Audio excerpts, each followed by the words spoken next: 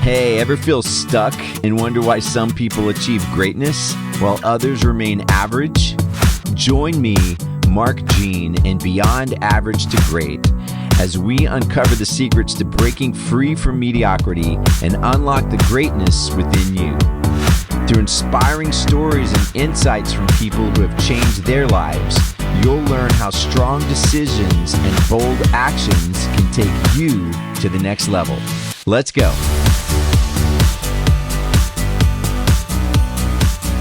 Hi, and welcome to another episode of Beyond Average to Great, where our guest today is Michael Winestone. And Michael, thank you so much for being here. I really look forward to our conversation. And why don't you share a little bit about who you are so that we can get to know you better? Sure, that's great. First of all, thanks for having me.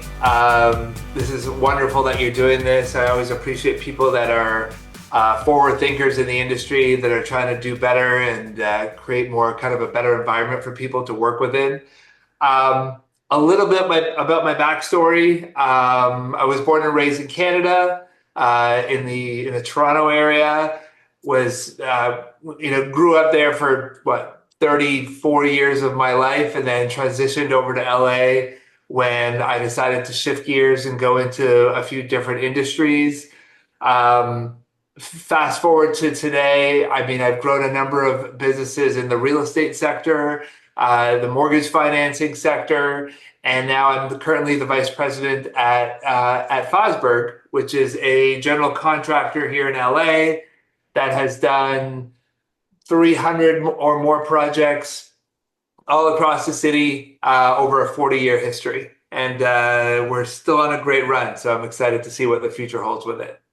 So how did you get into working for Fassberg, going from real estate? Because I read a little bit about you on LinkedIn. So real estate is your background. So did you sell residential real estate?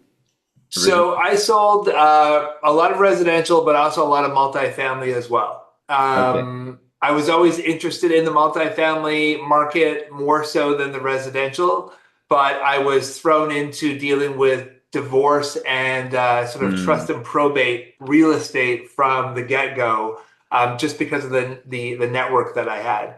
So I built up a number of teams both here in Canada and in LA, which we ended up doing 25 to 30 million a year in real estate in sales, in volume, which was a lot of inbound business, was the interesting part of it. So a lot of people in that industry, if anyone knows about the real estate industry, it's a very kind of almost like a prospecting driven industry where people are always chasing the next deal. A lot of my business came to me based on building the reputation and building the brand up so that we became the number one team or sort of go-to from the lawyers and from the therapists and from everyone involved in the divorce and or trust and probate world. We just became the kind of the go-to team dealing with those matters. So a lot of my business, probably 95% of my business was inbound, where we didn't have to do any prospecting. And there's obviously, there was a run up there for a number of years that got us to that position. But the idea of building the brand and building the business was all about, making sure that people understood that we were going to do the best that we could do in that genre. And then, through the hard work of myself and my team, we got us to a place where people called us rather than us calling them. That's impressive. That's something that every business owner wants. So you're not always on the phone trying to find the next deal, that people are coming to you because you've developed a reputation. Now, Exactly. How did you transfer those skills that you learned there into now working in construction with multifamily projects and I'm sure retail projects for commercial building? How do you transfer those skills into that industry? So I had known the Fosbergs for a decade or so before I was asked to join the company. Sean, who's our president, we'd had a relationship for a long time. I had sold a lot of the homes for the Fosberg family and their children. So we had the relationship already built there. because of their trust in me and because of what they'd seen in terms of the real estate end of things and what I've sold and what I've helped them purchase and all that kind of stuff, they knew that from a business development perspective, from a leadership perspective, that I was someone that they wanted to have work with Sean on building Fassberg up to where we really wanted it to go, or where they really wanted it to go. So I was asked to join the team a year and a half ago, and it took a number of months for me to even kind of wrap my head around it. And then I joined as a vice president, but a little over a year ago, a year and a couple months ago. And just to answer the question that you asked before about the skill set in terms of that sort of transition, it wasn't more about like the construction knowledge, like the rote construction knowledge, because Sean has that and our team has that. It was more about building businesses and creating infrastructure where people felt super comfortable using us and our team and the skill sets we built up over 40 years to be able to like say, these are the guys we want to hire for this reason, that reason, and that reason. So that's what we're doing right now, is we're really focused on more of a white glove service, really honing in on our brand and what the brand history really brings to the table, showcasing a lot of the properties we've already done and the ones that we're already doing and we're engaged with. We're doing a lot of that now, and it's through let's call it the experience that I've had in the past. So you said something that resonated with me in the sense that everybody has their role at what they do in the company. And I think for what I do in my business, being a small business, sometimes I'm wearing multiple hats and not really trusting some of the guys to do the role that they're great at because I'm trying to get stuff done. So how important for you at Fassberg is everybody staying in their role to help build the company? It's extremely important.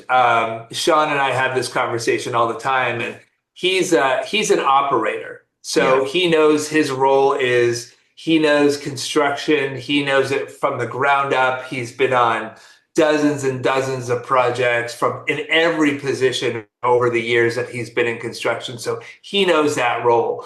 But what he doesn't know, or what he didn't know, is how to build the company, how to showcase the areas that we're extremely good at to the right people. And that's really what our conversations are about. We have a weekly strategy meeting where we sort of talk about what we're doing or what we did the previous week to see how we're going to, move forward the following week. Because, if you don't have a plan, you're really going in no direction, right? I mean, it's kind of the way it is. So we sort of plan out how we're doing things. And he's very good at staying in his lane about operating the company and running the sort of on the ground teams at the sites, the supers, project managers, assistant supers. Like, he deals with all of that. Everything else is kind of left to me. So I'm left to inspire the team. I'm left to create the brand. I'm left to enhance the brand. I'm left to do the business development. He lets me do what I need to do because that's kind of my genre. That's my expertise. But along with that, I will say this: when it comes down to the synergies and the way that sort of a very sort of collaborative relationship between him and I is, what we give to the client is such a high level of attention compared to a lot of companies. So you have me, who's focused on making sure the result that they're getting is the best result possible in every way, shape, or form, whether it's introducing them to the right salespeople if they're going to sell the building at the end of the day, or if we're introducing them to the right marketing company, or giving them my advice on their branding and how they're kind of like situated in the market that they're in. We help them on so many levels.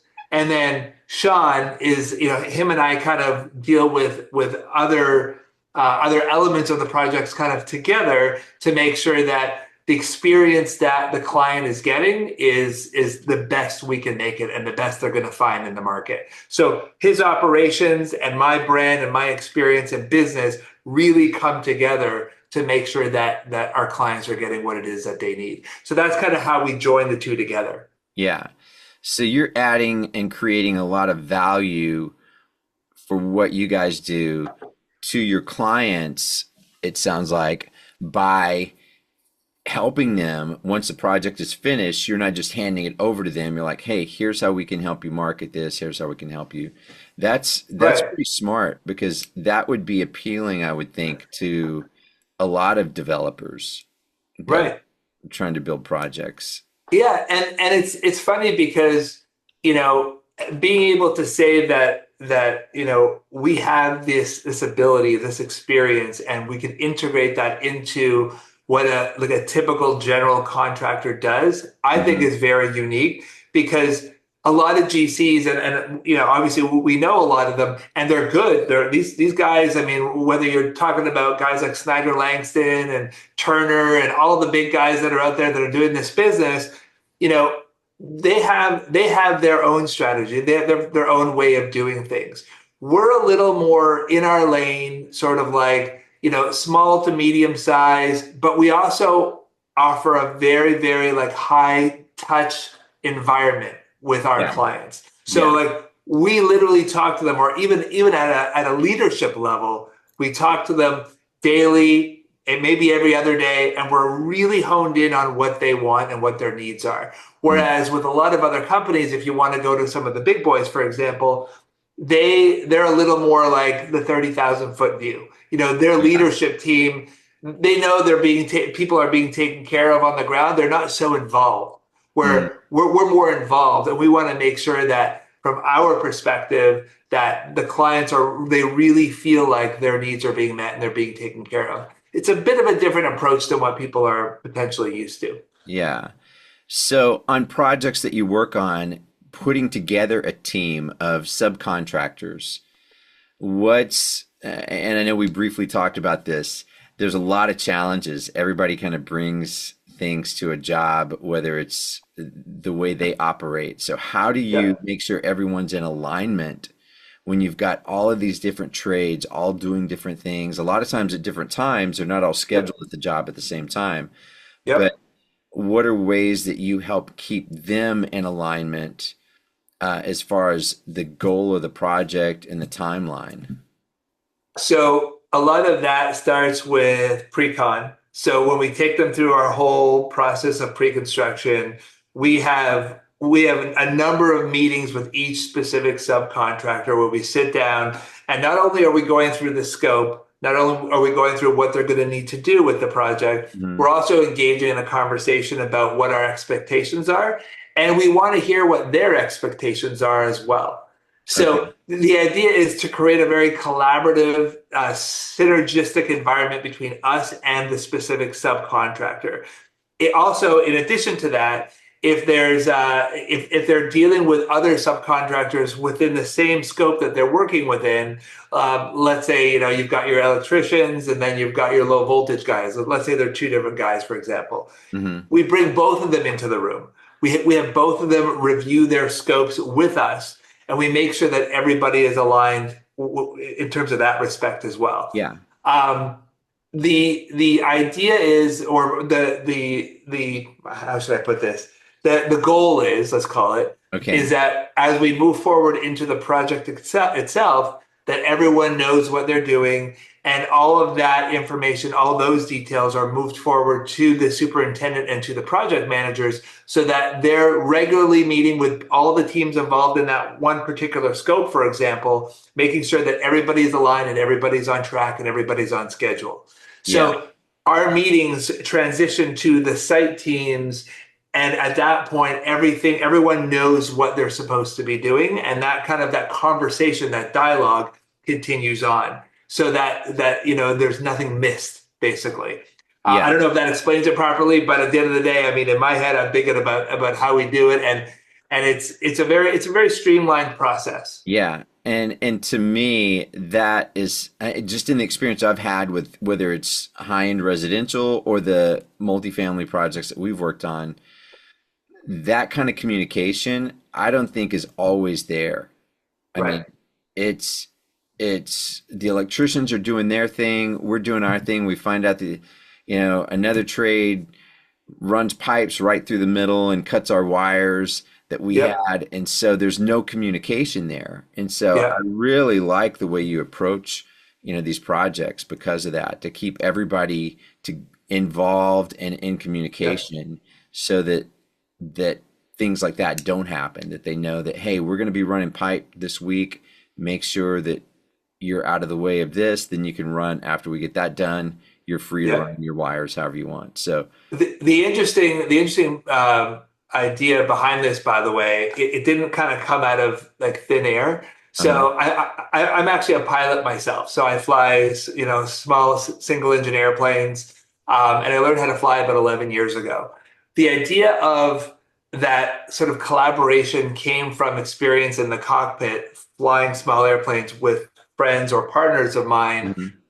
and going different places and understanding that when I'm doing something, the guy next to me needs to understand and know exactly what I'm doing for us to efficiently and effectively fly the airplane, Yeah. right? So it becomes what I like to call a flow pattern. So Okay. once you're in flow and you know exactly what you're doing and when you're supposed to do it, and everybody in the cockpit, for example, knows that that's what's happening, that flow could be executed in a way that creates that very high level of efficiency.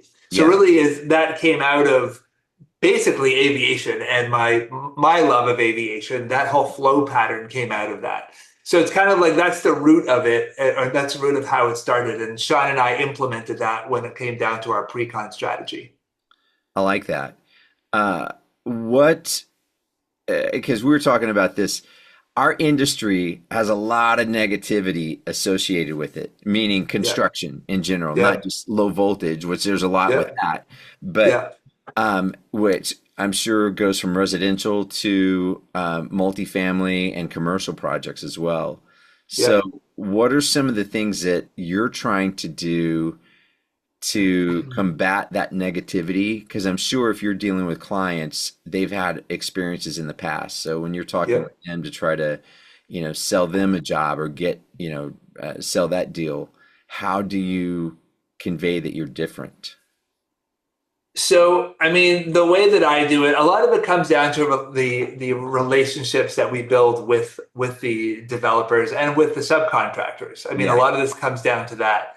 Um, the easiest way to for me to be able to kind of educate and articulate our value to them is really by explaining the process the way that you and I are going through it now, and Uh-huh. also by bringing in, and this is just my own personal perspective here, but there needs to be a real comfort level between developer and GC for there to be an effective project that is going to garner a result that they want. Yeah.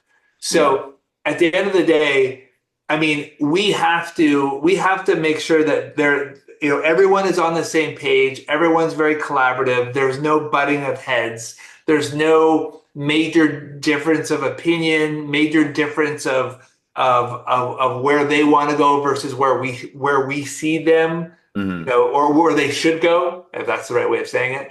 But that's the whole thing. My whole thing is I want to be in a deal or in a project with someone that has the same vision that I have, or someone that has the same vision that Sean has. It's more of a sort of like a team effort. If we feel like the person on the other side, let's call it the developer or the capital partner, doesn't have the same vision, or Yeah. feels like we're off kilter in some way, that's not a project we want to be engaged with. I Yeah. mean, at the end of the day, it's got to be collaborative. We've got to be on the same page.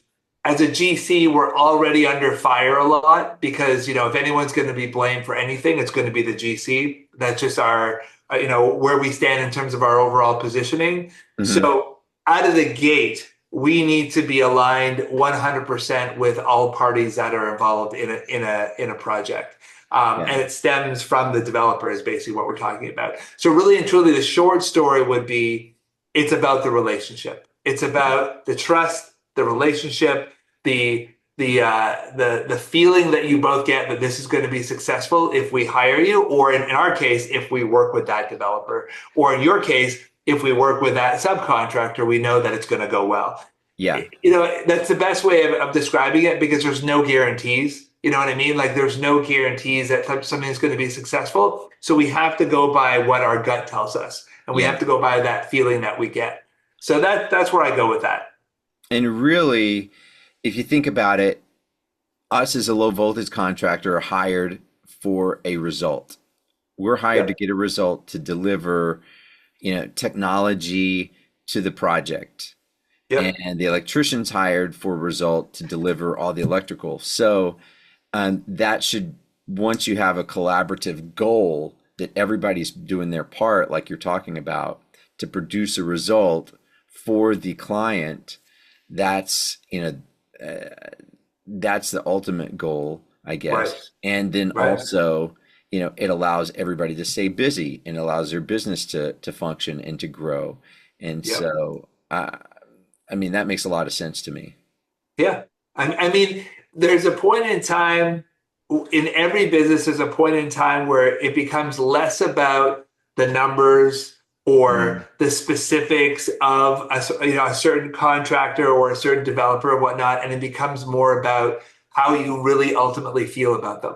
Yeah. I've been in a number of rooms with subcontractors and developers where I will be in a conversation and I'll look at Sean across the table and I'll just shake my head. He'll know exactly what I mean. And we walk out of the room going, we're not doing that deal. Yeah. And it's a part of this business that I think only through experience of dealing with hundreds of transactions in real estate in my career that I could identify, what's a good deal and what's a bad deal. I mean, for me, a good deal is, solid developer, really good goals, has capital to do what they need to do. I mean, everything kind of works well, but at the end of the day, the relationship and the way we feel about one another is number one. Like, that's really the highest level that of in terms of item that I could say Yeah. would want us to, or make us want to push forward with that Yeah. deal, that project. I mean, early on in our business, I did not learn that skill that you're talking about to be able to be aware, hey, this is going to be a problem project. Let's Mm-hmm. not do it. I was Mm-hmm. more about, great, here's an opportunity. We got this. We can do this deal. We can get the money. And then it becomes a problem dealing with, whether it's the homeowner or the contractor. And then all of a sudden, something you thought was going to be a good deal turns out to be a nightmare. Right. Too many things going wrong on the project. You're and us being one of the last trades in Yep. in the project. If it's a residential project, the homeowner, all their frustrations building up to from all the other trades and all the other things that went wrong. Right. We a lot of times get the brunt of that if something goes wrong. Let's say they try to turn on their TV and they've got power or they've got picture but no sound. Yep. Yep. So Everyone points the finger at you, and that's the yeah, issue, right? yeah. Yeah. Or their internet goes out and they're like, Yep. "Oh, they just, and it ends up, they like this happened to us when their credit card expired that was on account with the service provider, and they Right. forgot to respond to that, and so um, Right. yeah. So anyway, yeah, that is a So you challenge. get it. Yeah, Yeah. and you learn to be patient, and at least for me, sometimes I don't always show the stress, at least in front of the client. But Yep. I was like, okay, how can we solve this? It's just a problem to solve. And Yep. one of the things I read in your bio, you're a creative problem solver. And so Hmm. maybe we could talk about that. What ways are you being creative in solving problems? Everyone could be a creative problem solver if they focus on the problem at hand. The one of our industry issues, and we just discussed this before, was there's a lot of like finger pointing. There's a lot Mhm. of this is your fault, or hey, GC, you got to fix this. But there's no like the how is not thrown into that. Yeah. So the idea behind an issue, and I deal with this on site all the time. When I go to a site and someone says, "Oh, there's an issue," and I'm thinking to myself, okay, well, how are you dealing with this? Um, there's not enough dialogue in terms of the how versus the fact that there actually is a problem. Yeah. So the best strategy is to sit down, go through everything that led up to the issue, and then kind of reverse engineer it and go back to the start and figure out how you're going to fix the problem through kind of starting from ground zero. So Yeah. that's what I do with my team on site, even though I'm not the construction guru that some other people may be. When it comes down to like facilitating the conversation of, okay, where did this start and where do we need to be now that we've identified there's a problem? So that's where that creative problem solving comes in. It's like things need to be addressed quickly Yeah. and efficiently and effectively. So that's kind of where I come in and kind of like, I guess you can call it like wrangle the horses, right? You kind of get Yeah. everyone together and you figure it out, you strategize. And the number one part of that is once you figure it out and you have that solution, you execute. There's Yeah. there's such a lack of execution overall in our industry, and that's what I've seen in the year and a bit that I've been in the industry. There's a lot of people that talk about, yeah, I'm going to do it. Yeah, I'm going to get that done. Yeah, I can see the problem, and then they don't go and actually fix the issue. Like Yeah. they don't go and solve the problem because they kind of drag their feet, and then the execution's poor. Hmm. So one of the main things we have on our weekly meetings with our team is execution strategy. Okay, here's a problem that you have. What are you going to do, and how quickly are you going to do it to fix the problem so you can move on to the next thing? Yeah. So that's a big part of our dialogue. So I hope that I, answered your question, but yeah. that's I the best think way I too can many put it. times we focus on the problem and not the solution. Yeah, And I think I'm learning because guys come to me all the time. Hey, we thought we were going to be able to get a cable from this part of the house to the other side of the house, but there's still beams going everywhere. And right. so I'm trying to train them what somebody told me. It's like, okay, when you're coming to me with a problem, I want at least three solutions to that problem that we can Right. talk about. And how And are you going to execute on those? So there's yeah, your solution. Now, what are you going to do to get it done quickly? You yeah, know, so that way we're not delaying the project. The idea is like we need to make sure that everything's on schedule. So it's the solution and the execution of the solution. yeah. And So that's the focus, right? they're more skilled about solving that problem than I am. I just know we need a wire from point A to point B, Right. and but they bring up a problem to me, and so I'm like, well, let's, I can help you figure it out, but you guys, should be able to bring solutions to me, and then we can talk through them. Right. But that's uh, being able to solve problems. I've heard, man, the bigger the problems you can solve, the more money you can make. And Yeah. meaning, like look at Steve Jobs from Apple or Apple Yep. computers. I mean, they solved the problem of being able to be in touch with people and have all these apps on your phone. And how many Yep. people use Apple products these days? So, Yeah, and Steve Jobs, the interesting part of him when he designed Apple to be simple. yeah, Like simplicity was his goal. yeah, So where all these people, and I say all these people very loosely, but I'm just saying where people tend to overcomplicate things, Steve Jobs was focused on, no, let's not overcomplicate it. Like, for example, in his world, there was BlackBerry with a billion buttons on the phone, and everyone loved the buttons. And Steve Jobs basically said, you only need one button. You yeah, need one button, and that one button is like your home button. Everything else could be integrated into the actual screen itself, but yeah, we don't need all these buttons. So he focused on that like simplicity of being able to do things quickly and efficiently.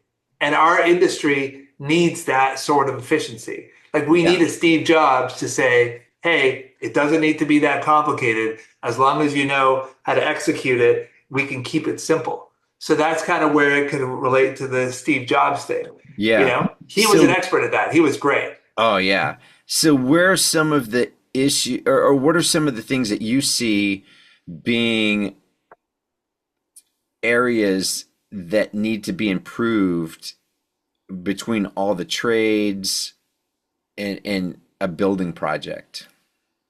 I mean, the number one thing is probably just the coordination between site staff and the subcontractors.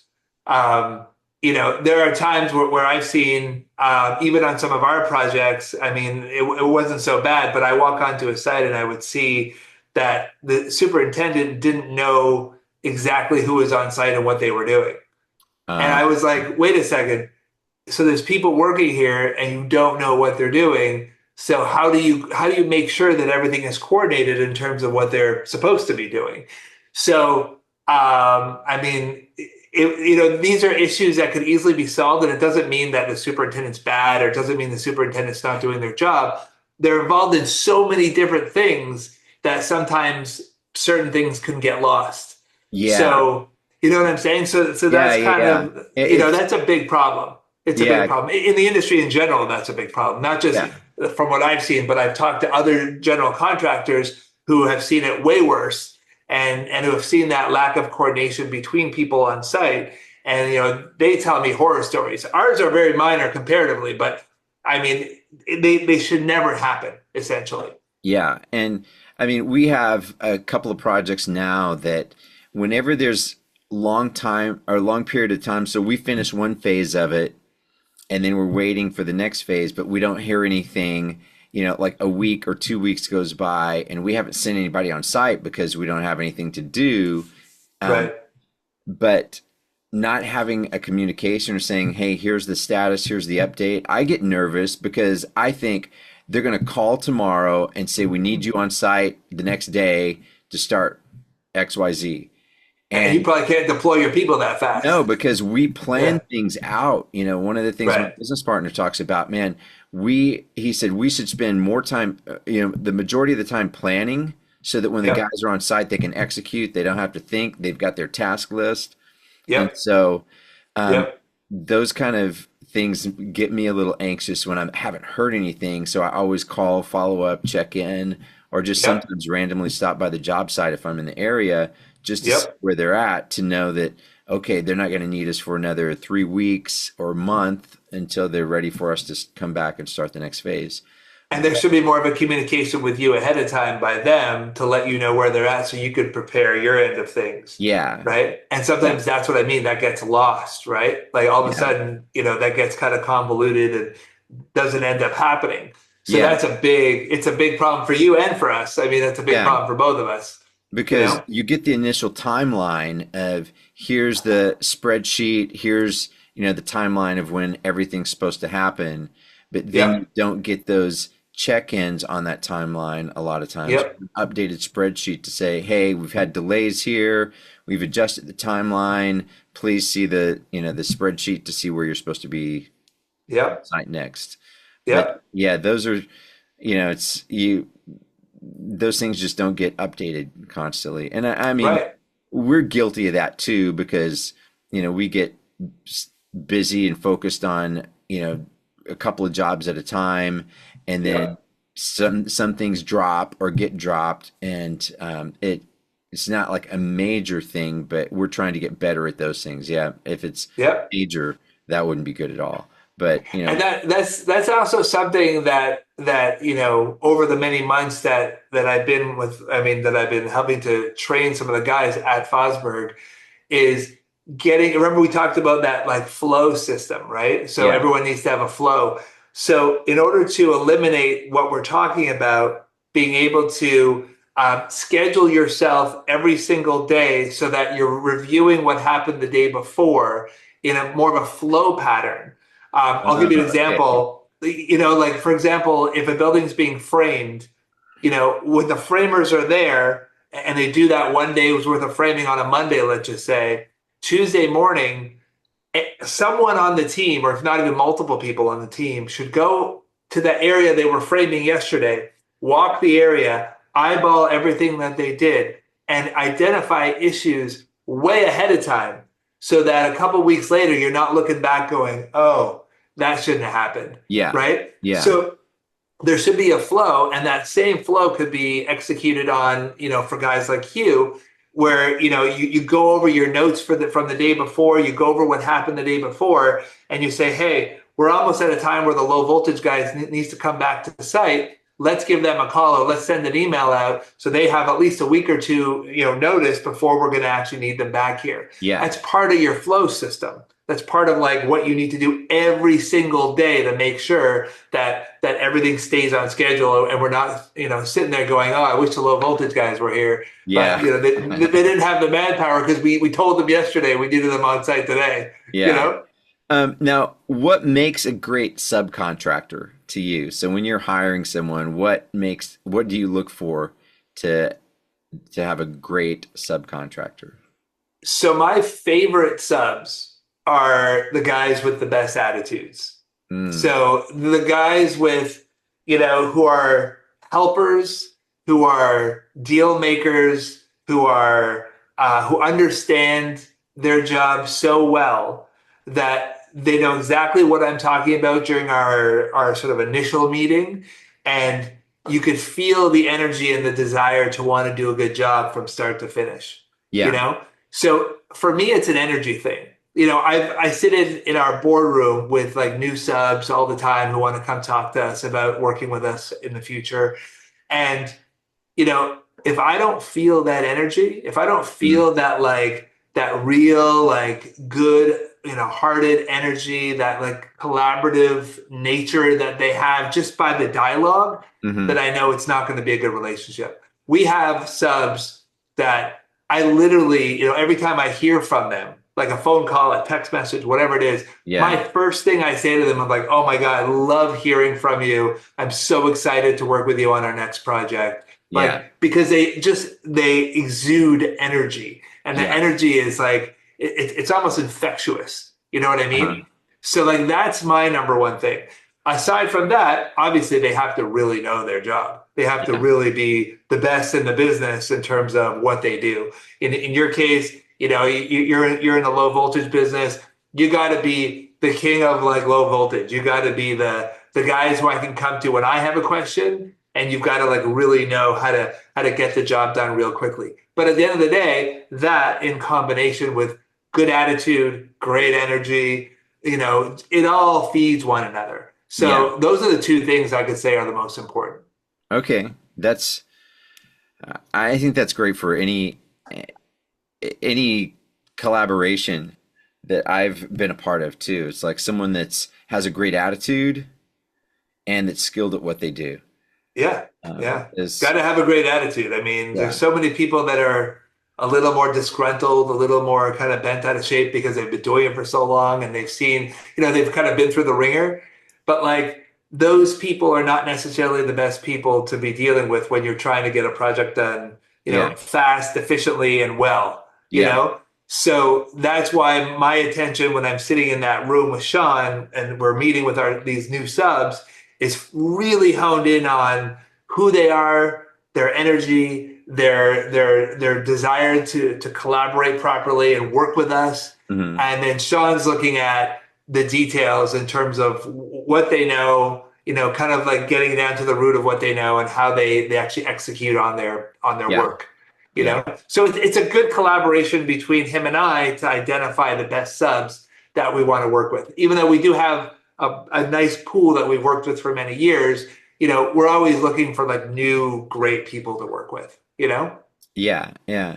So, and coming from a low voltage or technology profession, how important is technology in the projects that you work on, the MDU projects and retail? Because everything nowadays that we touch is technology, something technology. So how important is that on your projects? So from a personal level, I am like a techie at heart. I love tech. I love dealing with the tech. I talk more about, EV infrastructure and, like all the electronic, doorknobs and keypads that we have on doors that are going into some of our projects. I talk more about that than I do about a lot of other stuff like concrete and framing and, steel. I'd rather talk about the low voltage stuff over everything. So just to say how important it is, I think it's super important, especially in today's world where, so many people are driving, EVs who want all the tech.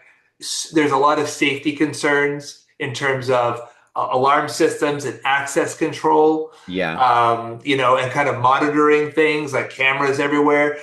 There's so much that could be done. I actually have a law enforcement background as well. Okay. So when it comes down to safety, that's another thing that I actually speak to a lot of our clients with is how to get the best amount of safety and security, not only for the building, but also for the project as we're building it, Yeah. right? So we have these talks all the time about how to secure the project, but also about how to execute a proper low voltage strategy so that they have everything they need that people will want to keep them safe and kind of keep them in the know about what's going on around the building Yeah. and access issues, right? Yeah. So I'm kind of coming at it from a lot of different views here, a lot of different places. No, I mean, I think that's one of the reasons that we've been hired on the and even got into the multifamily MDU projects is because of our background in the high-end residential uh, Yeah. with technology, because we're bringing a different set of skills than what just your average commercial low voltage company brings. They're just run the wire, land everything, but we're bringing that, thinking through like some of the things you're talking about, creative ways to, if it's a big complex, or even if it's a small 25 unit building, to be able to have, whether it's digital signage in the lobby to let Mhm. the tenants, or if it's a condo, let them know what's happening in the building, what's going on. They can see that, and just the technology throughout. They would have, building Wi-Fi, and that can also have a residential Wi-Fi network, so that they can be online if they need it. Yep. Even in Yep. the parking garage, because most of those EVs have to get software updates or firmware updates. All the So time. we need to make sure that the Wi-Fi in the garage is sufficient to cover that, so that those cars can Yep. update. Yep. And So everyone hates when there's no Wi-Fi. So you need yeah, to have good Wi-Fi everywhere. yeah, That's probably the worst case scenario, yeah, you and know? that's one of the things that we probably get more calls about than anything, it helping people solve their network problems. And Yep. because Jade, my business partner, has his background is in corporate IT Okay. and network, and so he's a Cisco certified engineer. So that really helps us out a lot because of how everything is integrated, and the network is the foundation of all technology. Just like in buildings, you've got a foundation. Just in Yeah. technology and what you put into it and onto it, you have to have a solid foundation, and that all starts with the network. Right. Very true. So let So, me let me ask you something. I know you're the okay. host here, but let me ask you something. What do you see from your perspective in terms of being a subcontractor in the low voltage space? What's the issues that you're seeing when it comes to developments and general contractors and how they do things and all that kind of stuff? I would say the biggest thing is how they still view low voltage companies, Okay. because they still think low voltage is just running phone lines, running cable TV lines, and none of that really is around anymore. That technology is gone. It's like we do need, coax or RG11, which is a thicker Hmm. coax cable that comes into Yeah. the building, because if you're going to use, cable internet, but uh, we don't have to run coax to each individual unit for TVs, because people are streaming. So we just run Right. a cat cable for data to connect Right. the TV to stream. Yeah. And so I think the biggest issue is them not understanding. And so what we try to do is, when we're reaching out to a builder, especially in the multifamily um, genre, is we try to at least say, hey, let us be your technology partner, for lack of a better word. If you're not going to Mhm. use us to do the work, let us help make sure the design of the technology that's going in there has a certain standard, that they're not using old cabling. Because we've come across projects where we come in at the end of the project because they want somebody else to finish the job, and they ran Cat 5 cable everywhere instead of Cat Right. 6. And Right. so they cut corners on things that uh, doesn't really benefit who the end user is going to be and the people that are going to be renting those units. And so Right. it kind of detracts from what would attract people to those units. If it has more technology in it, you're probably liable to get better renters and people to stay longer.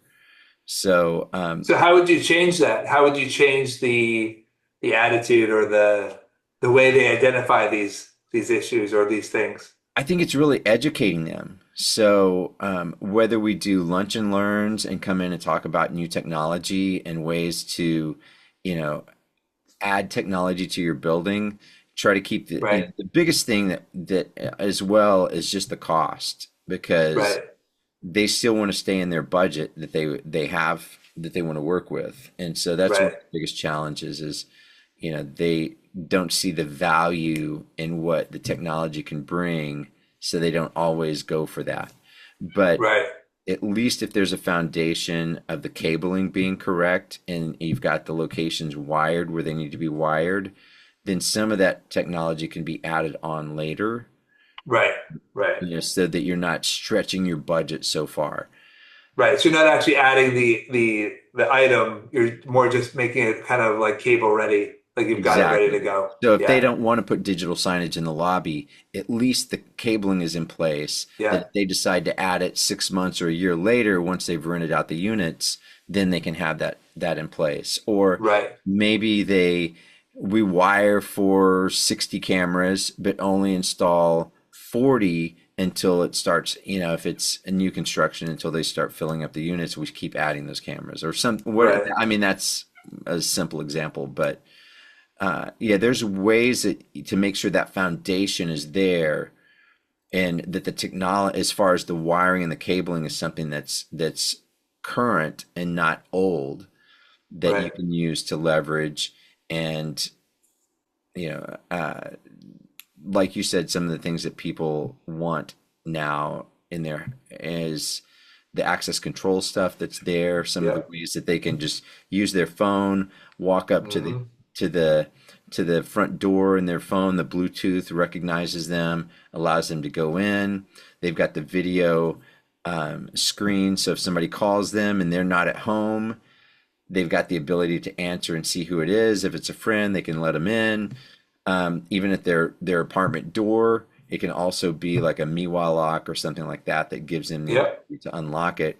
So, I mean, this is all the technology we already use with our cars for the most part, yeah, right? And people exactly. love that. I mean, we can open our car doors from sitting on the couch if we really wanted to. And, Yeah, that definitely should be a main factor when it comes into how people want to deal with unlocking their apartment doors and just viewing who's in the lobby, making sure their sort of awareness is there about yeah. who's in the building and who shouldn't be in the building, for example. Hmm. I mean, it's all very important. So, I mean, there should be more attention put on that stuff than there really is. I think you're 100% right. Yeah, so that's one of the things that we feel, that if we just educate builders, whether they use us or not, it's just Mhm. educating them on these projects, because it helps their project, as far as if it's gonna be a rental or if it's gonna be condos, it just can help them, excuse me, attract, better tenants or more tenants, or even get a higher price Yep. with the Yep. rent. Yep. 100%. 100%.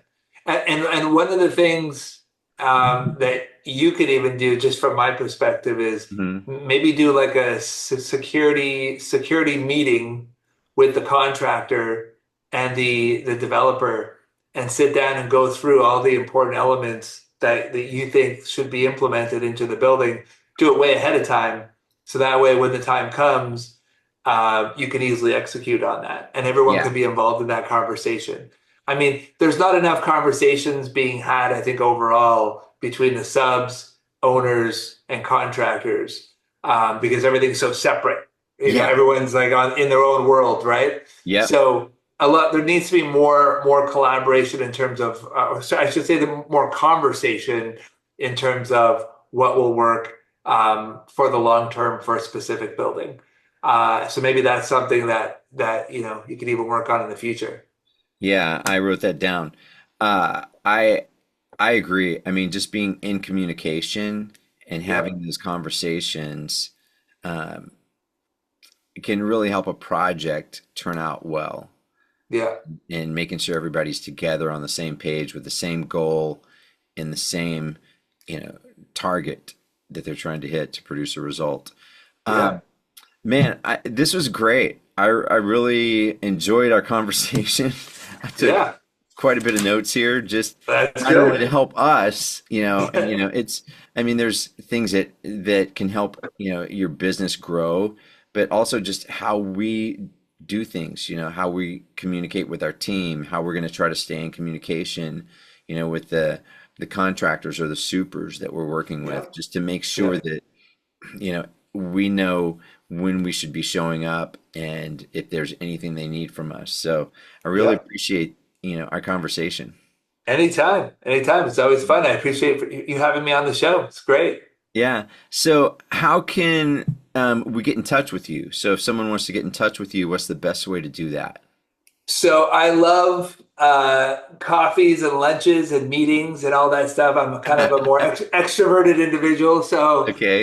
people can get a hold of me by phone. But even easier, but for a situation like this, I'd say by email at michael@buildfosberg.com.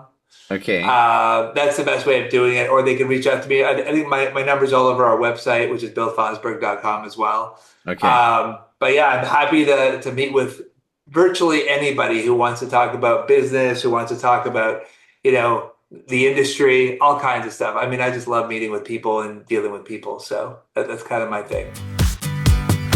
Hey, thank you for joining us today on Beyond Average to Great. If you enjoyed this episode, the best way to show your appreciation is by subscribing to our show and sharing it on your social media channels. Don't forget to tag me when you do. We'll see you on the next episode. Until then, remember, be great.